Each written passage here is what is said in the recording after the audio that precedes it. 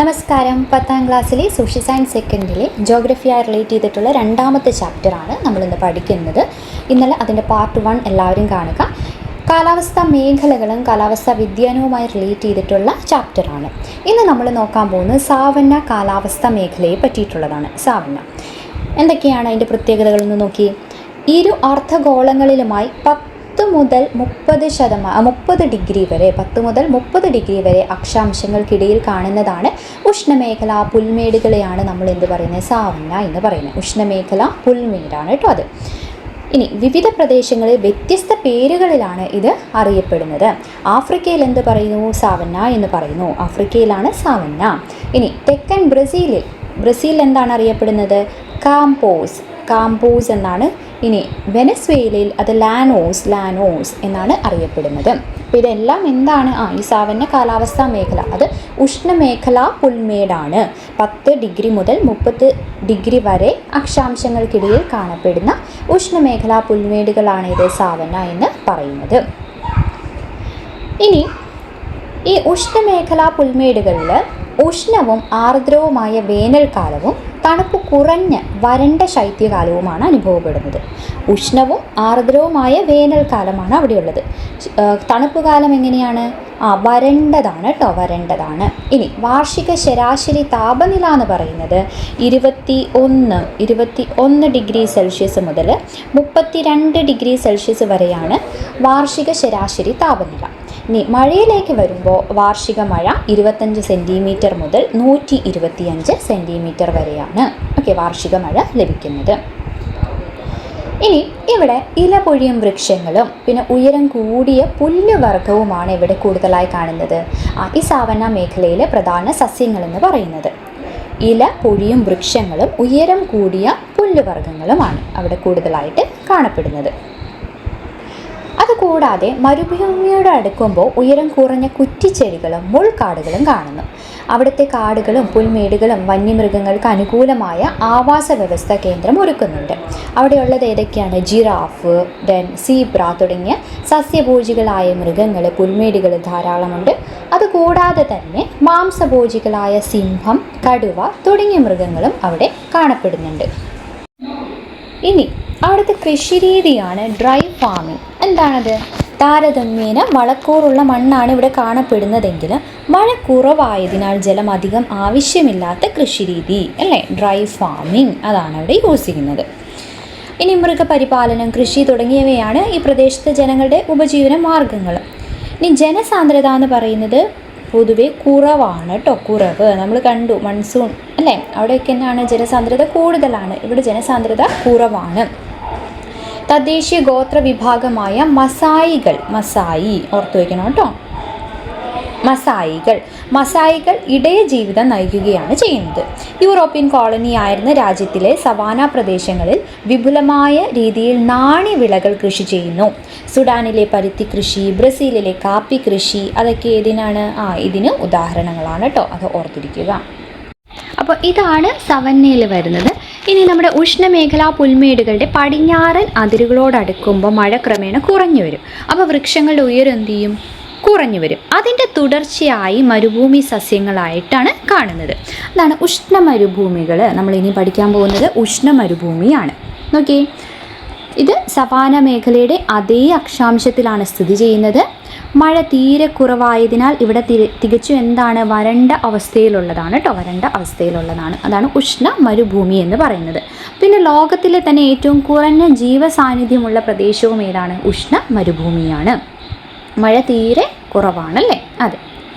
ഇനി ഇതിലെ ശരാശരി വാർഷിക താപനില എന്ന് പറയുന്നത് 30 ഡിഗ്രി സെൽഷ്യസ് ആണ്.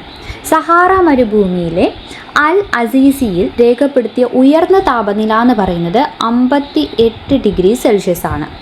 അതായത് ഭൂമുഖത്തെ ഏറ്റവും ചൂടേറിയ പ്രദേശങ്ങളാണ് ഈ ഉഷ്ണമരുഭൂമി എന്ന് പറയുന്നത്. ഉഷ്ണമരുഭൂമി ഏകദേശം വാർഷിക താപനില 30 ഡിഗ്രി സെൽഷ്യസും അതോടൊപ്പം തന്നെ സഹാറ മരുഭൂമിയിലെ അൽ അസീസിയിൽ രേഖപ്പെടുത്തിയ ഉയർന്ന താപനില 58 ഡിഗ്രി സെൽഷ്യസുമാണ്. ഇനി ഉയർന്ന ദൈനിക താപാന്തരം മരുഭൂമിയിലെ കാലാവസ്ഥ ഏറെ കഠിനമാക്കുകയാണ്. ഇനി മരുഭൂമി പ്രദേശങ്ങളിൽ മഴയിലേക്ക് വരുവാണെങ്കിൽ വാർഷിക മഴ പൊതുവെ 25 സെൻറ്റിമീറ്ററിലും താഴെ ലഭിക്കുന്നുള്ളൂ. ചിലയിടങ്ങളിൽ വർഷങ്ങളോളം മഴ ലഭിക്കാറുമില്ല. ഓക്കെ, ഇനി ഉഷ്ണമേഖലയിൽ വൻകരകളുടെ പടിഞ്ഞാറ് ഭാഗങ്ങളിലായി ഉഷ്ണ മരുഭൂമികൾ പൊതുവെ സ്ഥിതി ചെയ്യുന്നത്. വാണിജ്യവാദങ്ങൾ വൻകരകൾക്ക് കുറുകെ സഞ്ചരിച്ച് പടിഞ്ഞാറ് അരികുകളിലേക്ക് എത്തുന്നതോടെ കാറ്റുകളിലെ ഈർപ്പം നഷ്ടപ്പെട്ട് അവ എന്ത് ചെയ്യും, വരണ്ട കാറ്റായിട്ട് മാറും. അതിനാലാണ് വൻകരകളുടെ പടിഞ്ഞാറൻ അരികുകളിൽ വർഷം മുഴുവൻ വരണ്ടതായി കാണപ്പെടുന്നത്. ഇതാണ് മരുഭൂമികൾ ഇങ്ങനെ രൂപപ്പെടാനുള്ള കാരണം. എന്താണ്? വാണിജ്യവാദങ്ങളുടെ ഈർപ്പം പടിഞ്ഞാറൻ തീരത്തിലെത്തുമ്പോഴേക്കും ഈർപ്പം നഷ്ടമായി പോകുന്നത്. ഇനി എന്തൊക്കെയാണ് ഇവിടെ ഉണ്ടാകുന്നത്? കള്ളിമുൾച്ചെടി, ചെറിയ കുറ്റികൾ, അല്ലേ, പിന്നെ ഇലയൊക്കെ കുറഞ്ഞ സസ്യങ്ങളൊക്കെയാണ് ഇവിടെ കൂടുതലായിട്ടും കാണപ്പെടുന്ന സസ്യജാലങ്ങൾ. മണലിൽ അതിജീവിക്കാൻ കഴിയുന്ന ഒട്ടകം, പാമ്പുകൾ, അതൊക്കെയാണ് പ്രധാനമായും കാണുന്ന ജീവികൾ കേട്ടോ. പിന്നെ കലഹാരി മരുഭൂമിയിലെ ബുഷ്മൻ ജനവിഭാഗം ഇവിടെയാണ് താമസിക്കുന്നത്. ഓർത്തു വെച്ചേക്കുക കേട്ടോ. കാലാവസ്ഥയും മറ്റ് ഘടകങ്ങളും അനുകൂലമല്ലാത്തതിനാൽ ജനവാസം തീരെ കുറവാണ്. എന്നിരുന്നാലും ചില ആൾക്കാർ ഈ പ്രതികൂല സാഹചര്യങ്ങളോടൊക്കെ ഇണങ്ങി ജീവിക്കുന്ന ചില ഗോത്ര സമൂഹങ്ങളുണ്ട്. അതിലുള്ളതാണ് ഇത് കലഹാരി. അത് ഓർത്തു വയ്ക്കണേ. ഓക്കെ, കലഹാരി മരുഭൂമിയിൽ ഏതാണ്? ബുഷ്മൻ ജനവിഭാഗമാണ് ഇതിന് ഉദാഹരണം. ഏറ്റവും കൂടുതൽ കൃഷിയും മൃഗപരിപാലനവുമാണ് ഈ മരുഭൂമികളിലെ പ്രധാന ഉപജീവനമാർഗം. എന്നാലും സാമ്പത്തിക മൂല്യമുള്ള ധാതുക്കളുടെ സാന്നിധ്യമാണ് മരുഭൂമികളിലെ ജനജീവിതം പ്രോത്സാഹിപ്പിക്കുന്ന മറ്റൊരു ഘടകം, അല്ലേ? അതെ, നമുക്കറിയാം. ഏതൊക്കെയാണ്? ഓസ്ട്രേലിയയിലെ സ്വർണ്ണഖനിയും അറ്റക്കാമ മരുഭൂമി, അതിലെ ചെമ്പുഖനി, അവിടെയുള്ളത് ഏതാണ്? ചെമ്പുഖനിയുമൊക്കെ അതിന് ഉദാഹരണമാണ്. സഹാറ മരുഭൂമിയിലെയും അറേബ്യൻ മരുഭൂമിയിലെയും പെട്രോളിയം നിക്ഷേപം തിരിച്ചറിയുകയും ഖനനം ആരംഭിക്കുകയും ചെയ്തോടെയാണ് ഈ ഒരു മേഖലയിൽ മുഖച്ഛായ തന്നെ മാറിയത്. അപ്പം ധാതു നിക്ഷേപമാണ് എന്ത് ചെയ്തത്? ഇവയെ വികസിതമാക്കിയത് എന്നുള്ളത് ഓർത്തിരിക്കുക. ഇനി ഓരോ വൻകരകൾ നമ്മുടെ ടെക്സ്റ്റിലില്ല കേട്ടോ, ജസ്റ്റ് നിങ്ങളിതൊന്ന് നോട്ട് ചെയ്ത് വയ്ക്കണേ ഏതൊക്കെയാണെന്നുള്ളത്. ഞാൻ ഇവിടെ പറഞ്ഞുതരാം. ആഫ്രിക്കയിൽ ഏതൊക്കെയാണ്? ആഫ്രിക്കൻ വൻകരയിലെ മരുഭൂമി ഏതൊക്കെയാണ്? സഹാറ, ദെൻ കലഹാരി, സഹാറയും കലഹാരിയും. ഏഷ്യയിലുള്ളത് ഏതൊക്കെയാണ്? ഏഷ്യ, ഥാർ മരുഭൂമിയുണ്ട്, പിന്നെ അറേബ്യൻ മരുഭൂമിയുണ്ട്. ദെൻ ഓസ്ട്രേലിയയിൽ ഗ്രേറ്റ് ഓസ്ട്രേലിയൻ മരുഭൂമി. ഓക്കെ, ഗ്രേറ്റ് ഓസ്ട്രേലിയൻ മരുഭൂമി. ഇനി സൗത്ത് അമേരിക്കയിലുള്ളതാണ് ഇത് അറ്റക്കാമ സൗത്ത് അമേരിക്ക. നോർത്ത് അമേരിക്കയിൽ മൊഹേവ്. ഇത് ഓർത്തിരിക്കണേ, നമ്മുടെ ടെക്സ്റ്റിലില്ല. ഓക്കെ, പക്ഷെ ഇത് ഓർത്തിരിക്കുക, നമ്മുടെ ടീച്ചേഴ്സിൻ്റെ ടെക്സ്റ്റിലുള്ളതാണ്. അപ്പോൾ ഈ ഉഷ്ണ മരുഭൂമിയിലെ സാമ്പത്തിക പുരോഗതി എന്ന് പറയുന്നത് എന്താണ്? കഠിനമായ കാലാവസ്ഥയിലും കുറഞ്ഞ ജനസാന്ദ്രതയായിരുന്നിട്ട് പോലും സാമ്പത്തികമായ പല പ്രദേശങ്ങളും വികസിതമായത് എന്തുകൊണ്ടാണ്? ഈ ധാതുക്കളുടെ സാന്നിധ്യമാണ്, അല്ലേ? സ്വർണ്ണഖനനം, എണ്ണഖനനം, അങ്ങനെയുള്ളതിൻ്റെ ധാതുക്കളുടെ സാന്നിധ്യം ഉള്ളതുകൊണ്ടാണ് ഈ പ്രദേശങ്ങൾ ദേശീയ ആഗോള സമ്പദ് വ്യവസ്ഥകൾക്ക് ഗണ്യമായ സംഭാവന നൽകുന്നത്.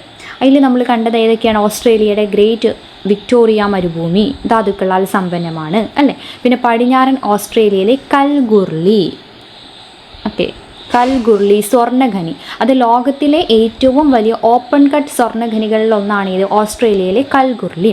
ദെൻ തെക്കേ അമേരിക്കയിലെ ചിലിയിലെ അറ്റക്കാമ മരുഭൂമി, അത് വിശാലമായ ചെമ്പ് ശേഖരണത്തിന് പേരുകേട്ട സ്ഥലമാണ്. പിന്നെ അത് മാത്രമല്ല, ലോകത്തിലെ ഏറ്റവും വലിയ ചെമ്പ് ഖനികളിലൊന്നായ ചൂക്കിക്കാമറ്റ ഖനി അതെവിടെയാണ് സ്ഥിതി ചെയ്യുന്നത്? അതും ചിലിയിലാണ് സ്ഥിതി ചെയ്യുന്നത് കേട്ടോ. ഓക്കെ, ചിലിയിലാണ് എന്നുള്ള കാര്യങ്ങൾ ഓർത്തു വയ്ക്കുക. ഇനി അതുകൂടാതെ നമുക്കറിയാം ഏതൊക്കെയാണ്? ആഫ്രിക്കയിലെ സഹാറ മരുഭൂമിയിൽ, പ്രത്യേകിച്ച് അൾജീരിയ, ലിബിയ തുടങ്ങിയ രാജ്യങ്ങളിലൊക്കെ പെട്രോളിയം, പാചകവാതക ശേഖരണങ്ങളൊക്കെ ഉണ്ട്. പിന്നെ നമ്മുടെ അറേബ്യൻ മരുഭൂമിയിൽ, സൗദി അറേബ്യ, UAE, കുവൈറ്റ്, അല്ലേ, തുടങ്ങിയ രാജ്യങ്ങളിൽ വലിയ തോതിൽ പെട്രോളിയം നിക്ഷേപവും ഉണ്ട്. അപ്പോൾ പ്രകൃതി വിഭവങ്ങളുടെ സാന്നിധ്യവും അവയുടെ ചൂഷണവും ഇത്തരത്തിൽ ഉഷ്ണ മരുഭൂമികളെ സാമ്പത്തികമായി വികസിത പ്രദേശങ്ങളാക്കി മാറ്റുന്നുണ്ട്. അത് ഓർത്തിരിക്കുക. ഇനി നമുക്ക് നോക്കാനുള്ളത് എന്താണ് മരുപ്പച്ച അല്ലേ? മരുപ്പച്ചകൾ എന്ന് പറയുന്നത് എന്താണ്?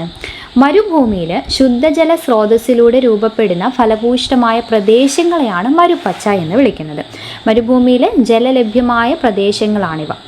ഈ ജലാംശങ്ങളെ ചുറ്റിപ്പറ്റി സസ്യങ്ങളും ജന്തുക്കളും ജനവാസ മേഖലകളൊക്കെ കൂടുതലായിട്ട് കാണുന്നുണ്ട്. അപ്പോൾ ശുദ്ധജല സ്രോതസ്സ്, മരുഭൂമിയിലെ ശുദ്ധജല സ്രോതസ്സിന് നമ്മൾ പറയുന്ന ആ ഒരു ഹരിത പ്രദേശങ്ങളെയാണ് എന്ത് പറയുന്നത്? മരുപ്പച്ച എന്ന് നമ്മൾ പറയുന്നത്. ഓക്കെ, അപ്പോൾ ഇത്രയുമാണ് ഈ ഒരു ക്ലാസ്സിലുള്ളത്. ജസ്റ്റ് ഒരു താരതമ്യം ഞാൻ കൊടുത്തിട്ടുള്ളതാണ്. ജസ്റ്റ് ഒന്ന് നിങ്ങൾ വായിച്ച് നോക്കുക കേട്ടോ. നോക്കി, സാവന്ന പുൽമേഖല, പുൽമേട്, പിന്നെ ഉഷ്ണമരുഭൂമി. ഇനി നമ്മൾ നോക്കാൻ പോകുന്ന മെഡിറ്ററേനിയൻ. അടുത്തൊരു ക്ലാസ്സോടുകൂടി ഈ ഒരു ചാപ്റ്റർ കംപ്ലീറ്റ് ആവും കേട്ടോ. ഇനി കാലാവസ്ഥാ മേഖലകൾ, പിന്നെ കാലാവസ്ഥാ വ്യതിയാനമായി റിലേറ്റ് ചെയ്തത് നമുക്കൊറ്റൊരു പാർട്ടിലും കൂടി തീർക്കാം. കണ്ടോ, കൃഷി നോക്കിയേ, മരുപ്പച്ച, ഉഷ്ണമരുഭൂമിയിലെ പനകൃഷി, ഖനനമൊക്കെയാണ് അവിടെ കൂടുതലായിട്ടുള്ളത്. സവാന മേഖലയിൽ അത് ഉണക്ക കൃഷി, കന്നുകാലി വളർത്തലൊക്കെയാണ് ഉള്ളത്. അപ്പോൾ ഈ ക്ലാസ്സുകൾ എല്ലാവർക്കും യൂസ്ഫുൾ ആയെന്ന് വിചാരിക്കുന്നു. ഈ പറഞ്ഞിരിക്കുന്ന ഈ കാര്യങ്ങൾ നിങ്ങൾ എന്തായാലും നോട്ട് ചെയ്ത് വയ്ക്കണം. അടുത്ത ക്ലാസ്സിൽ വീണ്ടും കാണാം. Thank you.